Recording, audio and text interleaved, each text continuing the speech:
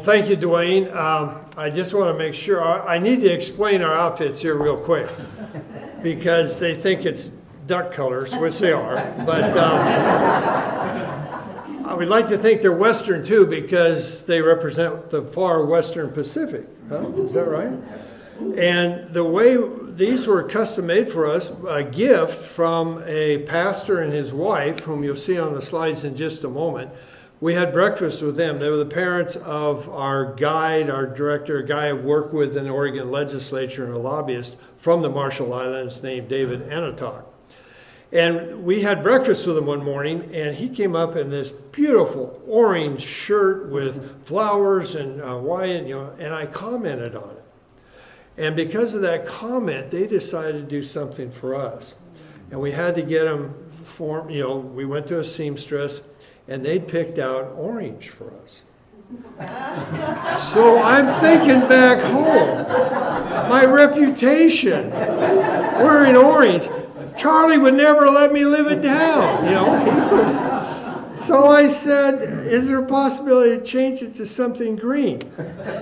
And he called his parent, oh yeah, that'd be fine. So they picked it out for us. So that's how it came to be and what we're wearing this morning. Also, this is the model of the shirt that their senators wear, or it's kind of mayors, and it's more of a dress shirt for politicians.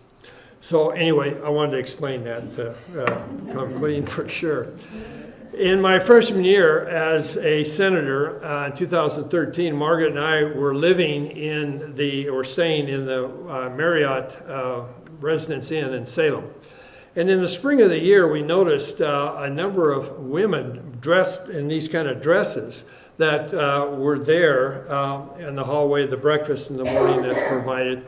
And we're kind of curious about it. And one Sunday morning, there were the ladies there, and it was over a period of a few days, and there were some men that seated there too. So I decided to find out who they were. And I got my breakfast, went over, said, may I join you? Oh yeah, sit down. Well, it turns out they're from the Marshall Islands. And the ladies were there for an Assembly of God Western Regional Pacific type conference in Salem. And we got to talking, one of the gentlemen there was a senator in their parliament. So I invited him to be my guest on the floor, which he did, of the Oregon Senate.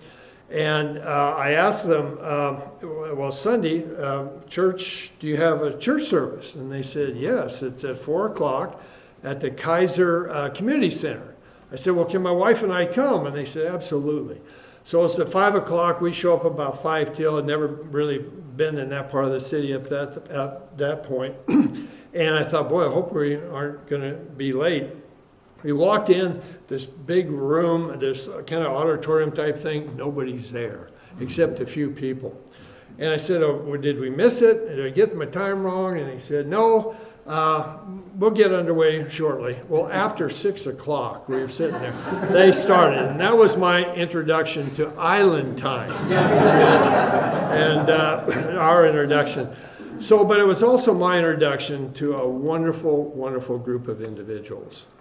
And let me, a lot of you probably don't know where the Marshall Islands are. Let me make sure I get this right. Oops, return, yeah, sorry. All right, we'll go the other way. The Marshall Islands are located way out in the Western Pacific. There's Australia, and that shows where they are. This is the Marshall Islands in relation to other island nations that are there. And then this is the particular group of islands that make up the Marshall Islands.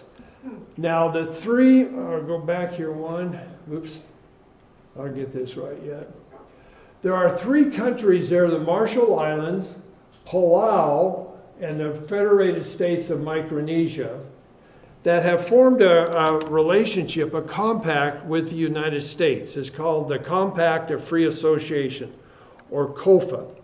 These 3 nations have a treaty with the United States, and they have a treaty for 3 reasons. One is, and most importantly, where you see, see if I can get the red, oops, oh, there you go. right there, that island of Bikini and Eotalk. We all know that during World War II, 2 atomic bombs were dropped on Japan.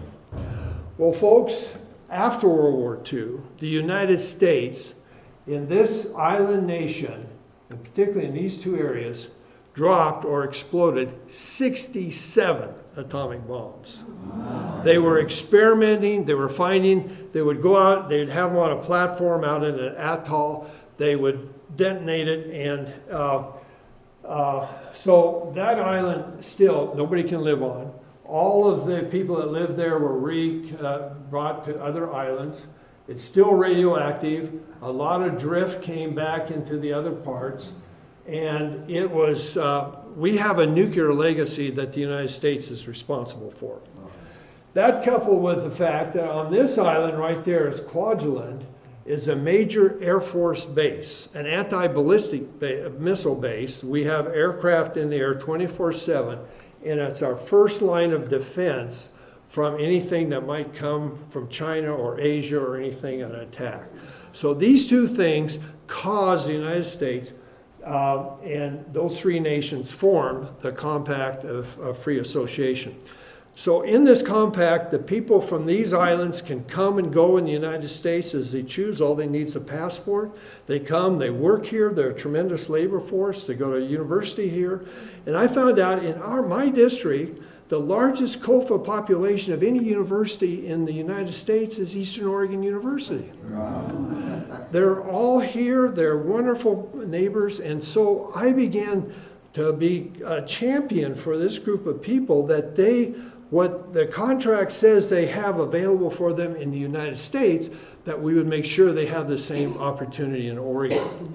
And over the course of the years, I've sponsored 9 or been chief or a sponsor of 9 different bills. One of them, for example, in 2019, was to give COFA students in-state tuition at any public university or college in Oregon.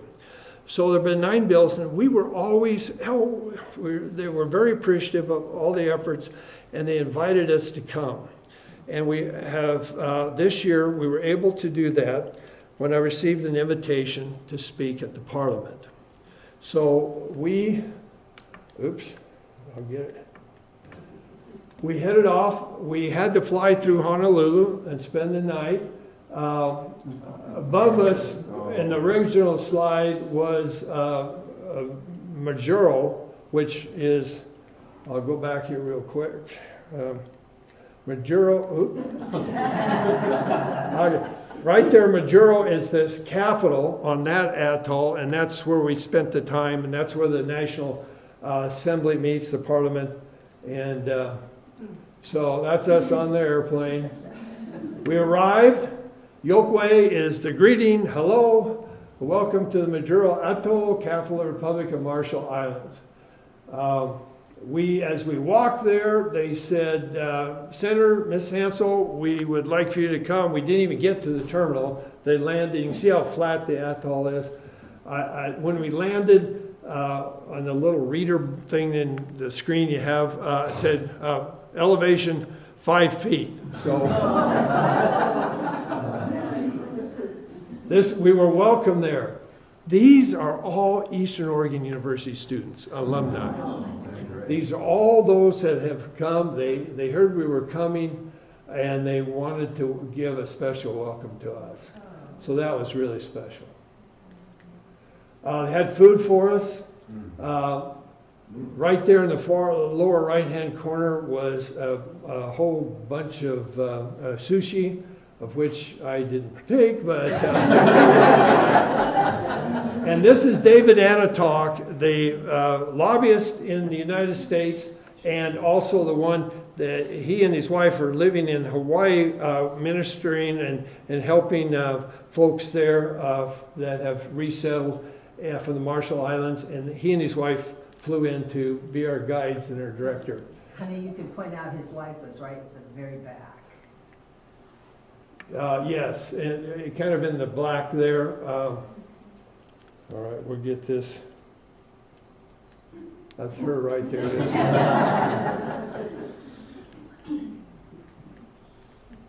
So we came, this is the hotel area. Our first stop was to grab some lunch. Tide was out, but that's the atoll. It's kind of circular in shape with the lagoon there in the background. That's us, of course. And then they suggested we take a nap.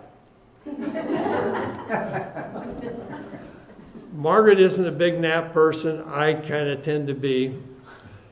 15 hours later, she woke up. I set my alarm for dinner, so I got up, had something to eat. I only slept for 12 hours. We were really bushed. So our first stop was the Parliament.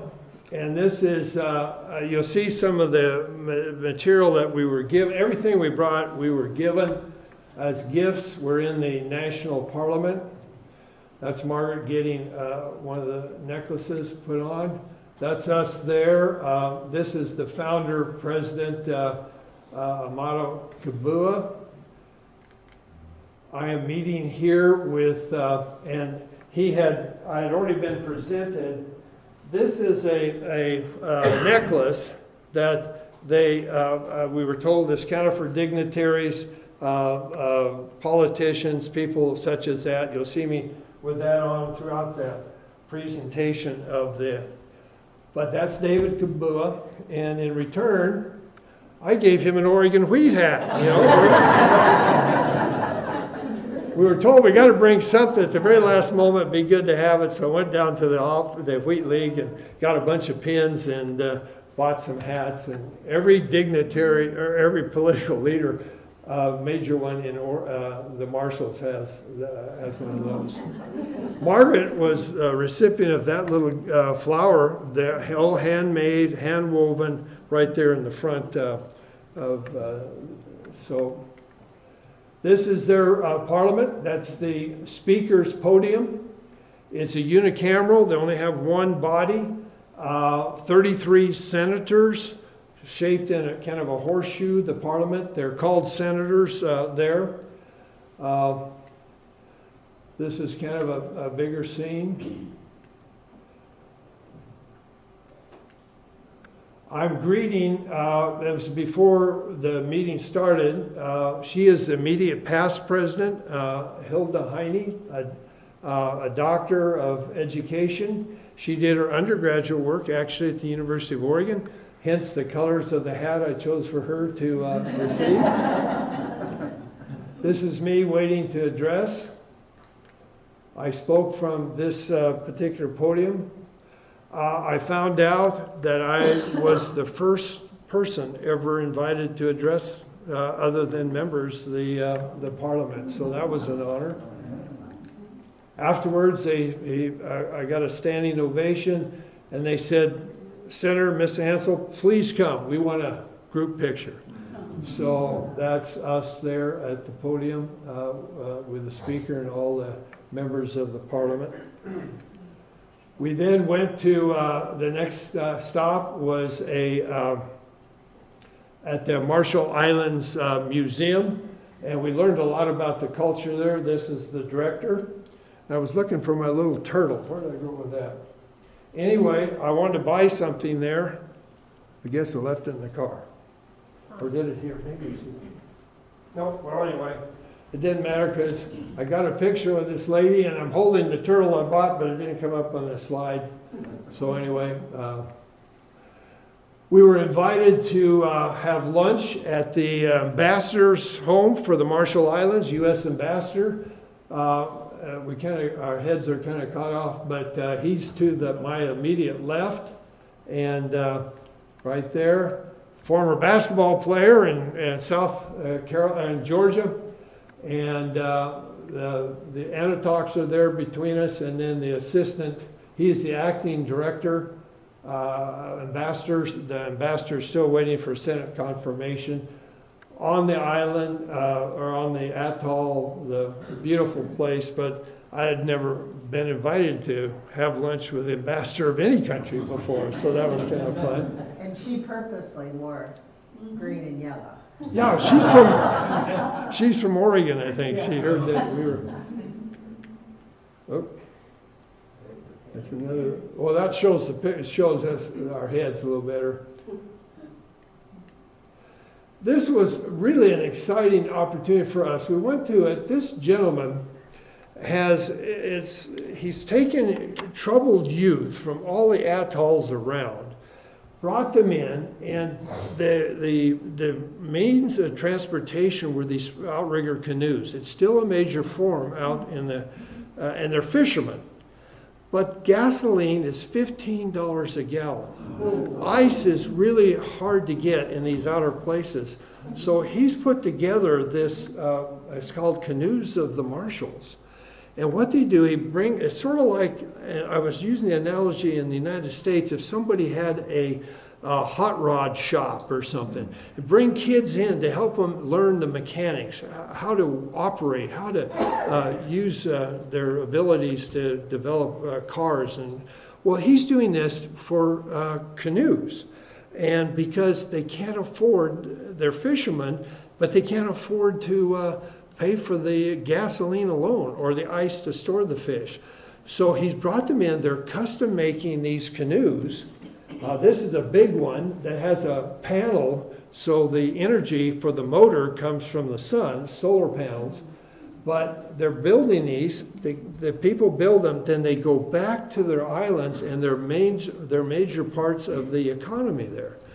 And then they've developed on the pontoons kind of an aquarium, so when they catch the fish, they keep them alive by swimming around in those. Then they go into the village and process the fish for sale and this type of thing. So it was really a wonderful opportunity. And they took us out on the boat, one of the pontoons, so this is our first time on the water. I told my nephew I'd wear a Weston McEwen football shirt, and there I did. Pointed out, sent it to him. Kenzie's the head football coach at Weston McEwen. A couple of lovebirds there on the water. And that was the pontoon that we had. You can see a little bit on that open space there. That's where they keep the fish. And these are all young men who are learning a trade, building their craft, building their hot rod, if you want, or whatnot. They're going back to their islands. You saw the wide range, and be productive members of their community. Margaret and I were invited to a women's group. Do you want to say anything about that, or are you okay? No, I'll talk after you done. Might run out of time, though. Anyway, these are a group of ladies. Again, they're all holding pins from Oregon Wheat League. And they were, David and his wife, Lucinda. We're going to have the lady between us is the leader. She was a former member of the Senate. We're going to have lunch with her later on in the week. But just making sure that women have their rightful place and the opportunities are there. It was kind of inspirational to see what they're doing. Now, this was an honor that completely blew me away. They still have the chief idea back in the old government. The chiefs ran everything. They were the ceremony, the political leaders. And the nation of the Marshall Islands is about 80% Christian. At least people identify with the Christian faith. And the story was that I understood that a chief by the name of Kabua, and the Kabua family is still very much involved. All these atolls that he was involved in were fighting each other. They didn't like each other. And, there was a lot of turmoil. Well, as he was going from one island to another, he got blown out to the ocean, blown out to sea. He was lost at sea for a while. He came onto another island group. They rescued him. They brought him in, and they took care of him. And they weren't fighting. They weren't trying to overcome each other. And he was impressed with that. He said, "Why are you guys different than us?" He said, "Because we're Christians. The missionaries had come." And he saw what they had done to change the society. So he invited the missionaries to come back to what we now call the Marshall Islands. And they set up and they're a Christian nation. They follow the Lord. They have a lot of churches. It was really something to see how and that's how Christianity came, because of this chief. Well, they still are part of it, and they're called a Roche. And Michael Kaboa is the cousin of the president, and he wanted to have lunch with us. And he gave me two things. He gave me this really unbelievable necklace that only he can give to whomever he chooses. And then he gave me a warrior's dancing stick. And you can just barely see it there. And the folks that were our advisors, the Anatochs, said, "Senator, you have no idea. We've never seen that done before. That someone is honored to this height. Only he can do it. And only he can have the actual ceremony of the dancing stick," of which I didn't have. Oops. But I saw a picture at the airport. That's the native dance for using these sticks. And so this will be probably displayed in my office. This is unbelievable, and really one of the ways that God really blessed us. So we took went to the other side of the islands, and we real quickly here to show you what the islands look like before civilization, basically, and the growth, pretty lush, subtropical. The different trees, that's David there, the root system. That's a coconut growing. I never knew how they really propagated, but the coconut falls, some of them root, and that's a coconut tree, a palm tree that will be taken off. You notice the gazebo before we came in. We're out on that gazebo looking down on the coral. We saw 5 baby sharks swimming around. So I didn't really want to go swimming. Found out those sharks were harmless, but I didn't know that. So we went swimming elsewhere on the other side, and the water's just crystal clear. This is lunch with another senator, Dennis, on the blue. That was his wife that was at the women's gathering as well. And she was a former senator. That's giving us this amazing gift right there on the table. A couple of hearts. That's us with both of them. At one time, they were the only couple that had both senators, husband and wife.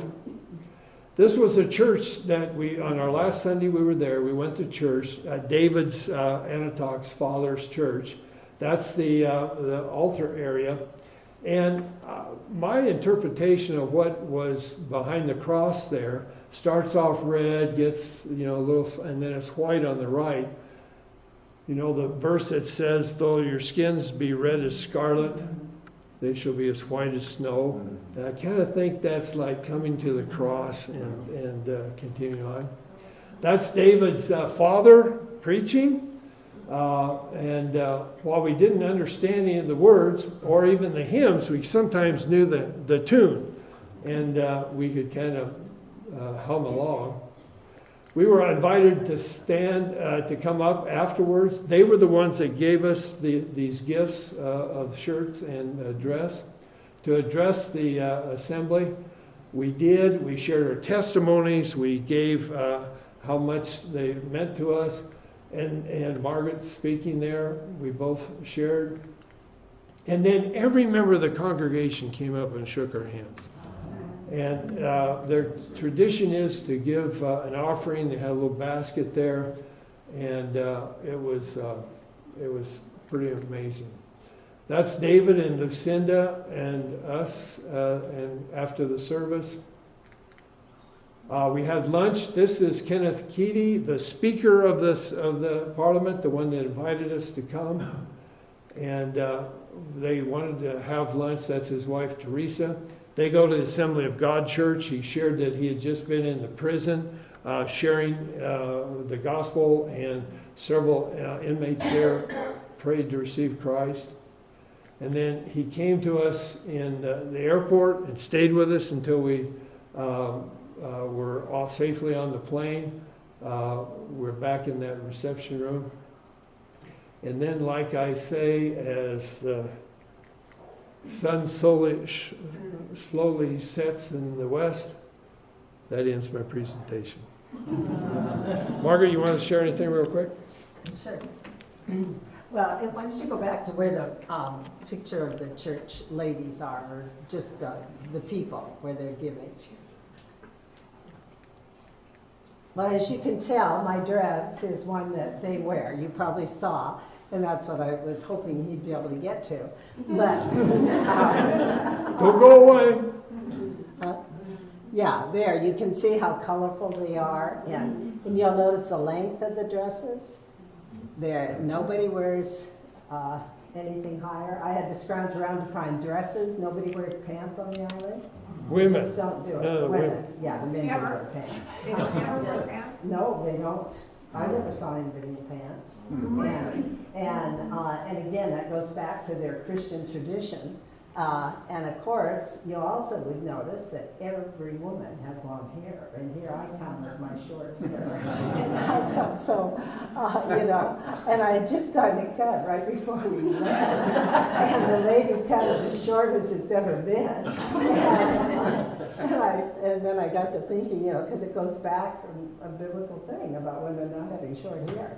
But anyhow, so here. Anyway, but they were so gracious, and as you notice, all the women wear these things, and they're very colorful. Even Daisy at our lunch, if you notice, she had on a red one. They just wear them for fun and decorate, and they're all just so clever. I mean, they're just beautiful the way. If you look up here, they're made out of palm. They take the palm fronds and smash them and work them, and then make this straw that's kind of easy to work with, I guess. And Michael Caboa said, we don't have gold and silver, but we have shells and coconuts. So that's what they made all their stuff yeah, out of. that's right. And then, so the same with the basketry. You just have to come up and look at their weaving. It's just remarkable what they do. And so they take what God has given them, and they use the coconut and the shells to make the most gorgeous things. And you wouldn't have noticed there at the church when they were walking up, but the church is huge. I mean, there were probably couple hundred people at least in the church, but it's not air conditioned. They have 80 to 85% humidity there. So these are very handy for somebody told me that you use more energy moving it than you do cooling yourself. But you'd see a variety of these different fans of ways of, and look how decorative. I mean, everybody has their own style. And then with the coconut too, when we've gone to Hawaii, I didn't care for the coconut juice so much out of the coconuts, but the coconuts they're little. You probably saw one, well, you might not have noticed, but when we were eating, they order them, they're small and they've been refrigerated, and they just poke a hole down in it. And then you just drink that, and for some reason, their coconuts are so wonderful. I really like the juice. And so it's, again, just a way God provided for these people, because the coconut is so plentiful and so nutritious for them. And then this actually is a lot, you'll find it in home in all different ways, but the ladies all the time wear something in their hair. They just make these beautiful little flowers, and then they have these stands that you can use either as to put in your hair or just as a decoration.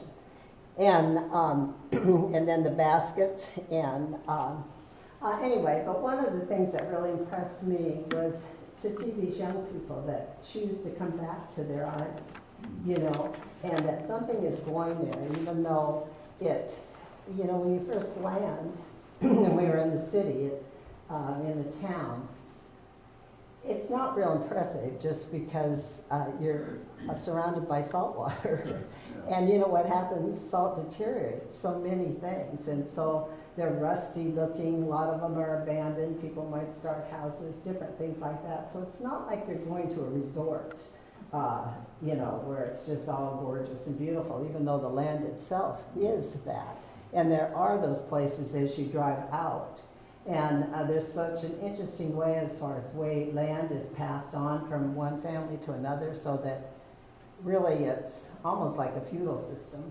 But anyhow, we had an opportunity to go, David, our guide, took us across to an island where they have a high school. And it's a live-in high school, residential.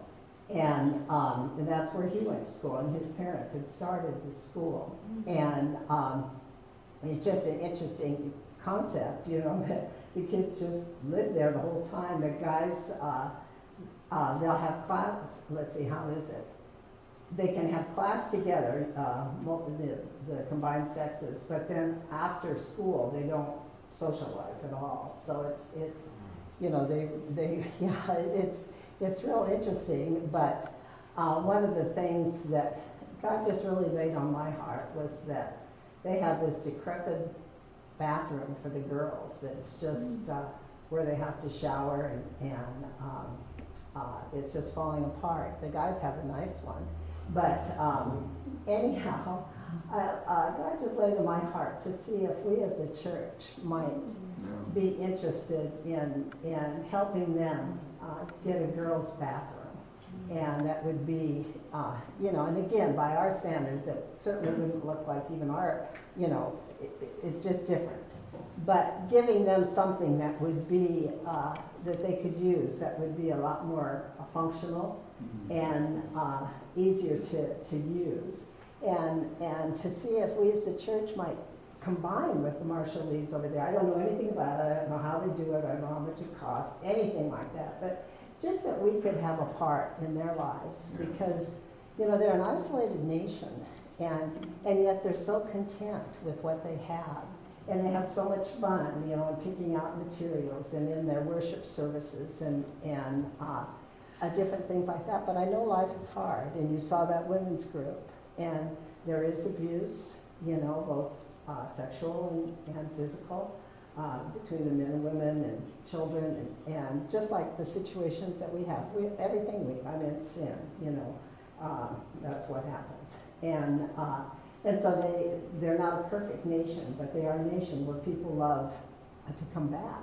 And that to me is real interesting, is that the children do return and want to help, and for their medical things, like you saw where the drift is, and for the people, the cancer patients, they have to go to the island of Hawaii in order to get care.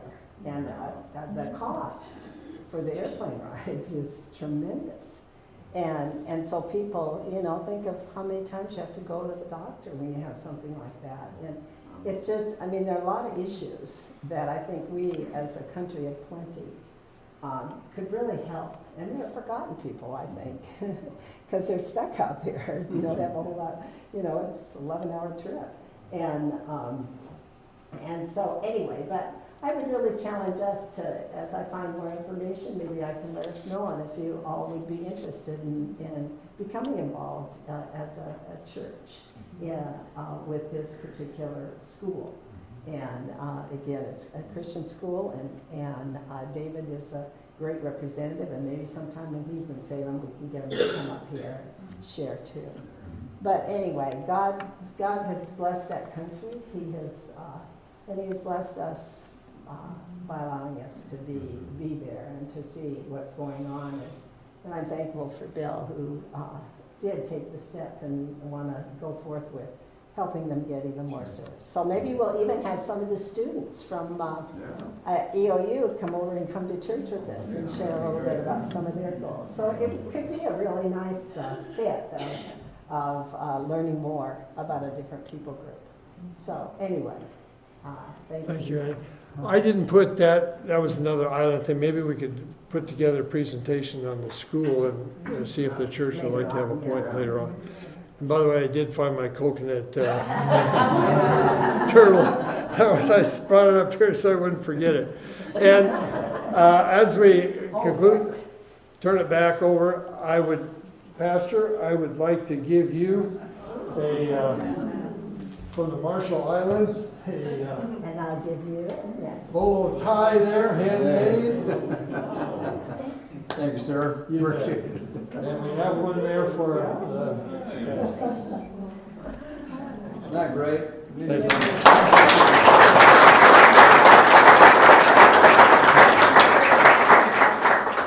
I was really hoping that Bill was going to do that dance with his new stick. That would be something we would never soon forget.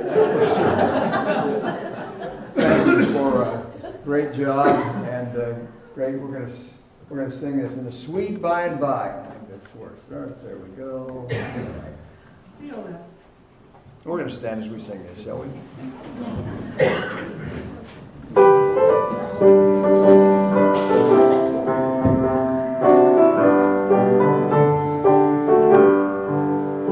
There's a land that is fairer than day, and by faith we can see it afar, for the Father is over the way to prepare us a dwelling place there. In the sweet by and by, we shall meet on that beautiful shore. In the sweet by and by, we shall meet on that beautiful shore. We shall sing on that beautiful shore the melodious songs of the blessed, and our spirits shall sorrow no more, nor a sigh for the blessing unrest. In the sweet by and by, we shall meet on that beautiful shore. In the sweet by and by, we shall meet on that beautiful shore.